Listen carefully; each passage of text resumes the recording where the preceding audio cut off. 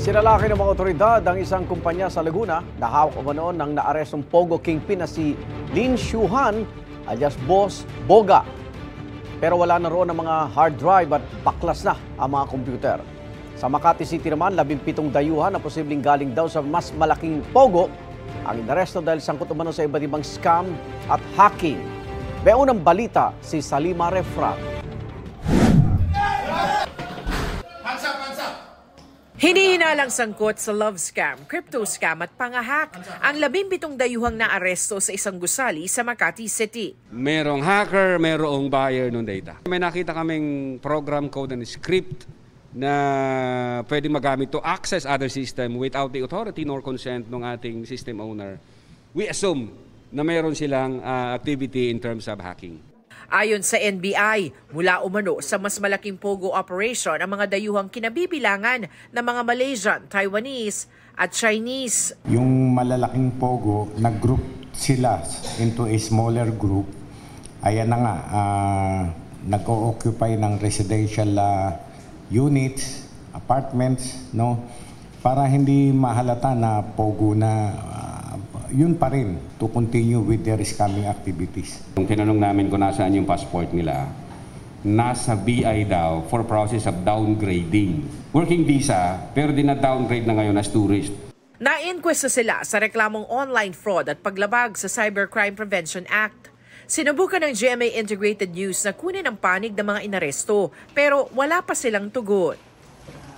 Sa Laguna, ininspeksyon naman ng PAGCOR, Presidential Anti-Organized Crime Commission o PAOK, Binyan LGU at Binyan Police, ang New Wave Infotech Limited Philippines. Pero may kakaiba silang napuna. Kung makikita ninyo, yung mga computer nakabagsak na.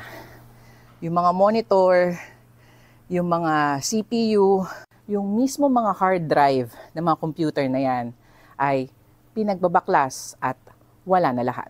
Obviously, meron silang pinatago. Kasi una nilang tinanggal ay yung hard drives. So yung digital evidence na tinatawag, natanggal po na lahat yan. Unusual po talaga, syempre kapag magsasara, ang pinaka uunahin sana natin kunin yung valuables At alam naman natin may value yung mga computers.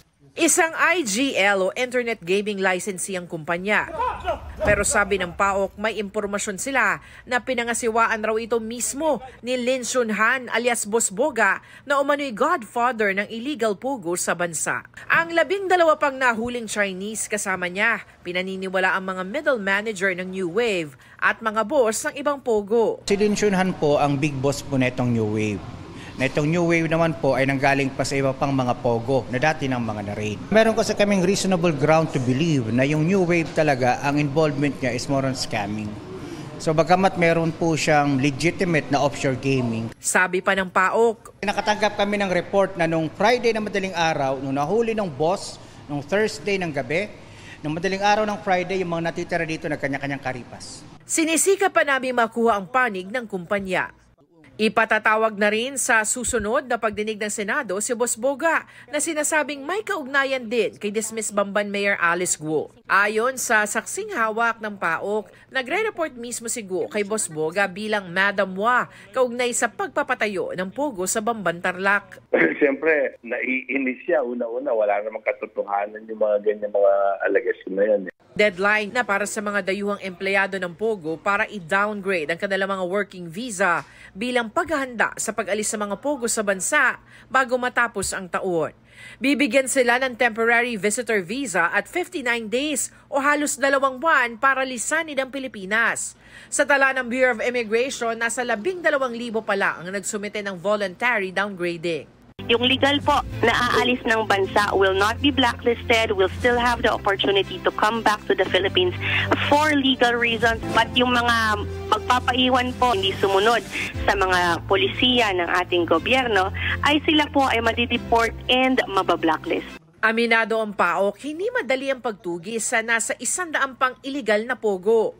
Nagbabala rin sila sa mga property owner na huwag masisilaw sa alok na pera ng mga pogo operator na naghahanap na mauupahan. Please make sure that you do your due diligence kasi kapag napatunayan ho namin na hinayaan ninyo magamit ang inyong facility sa illegal na aktibidades, ipapasara ho namin kayo. Kami magpa-file ng civil forfeiture para makuha ng gobyerno yung inyong mga property. Ito ang unang balita sa Lima Refran para sa GMA Integrated News.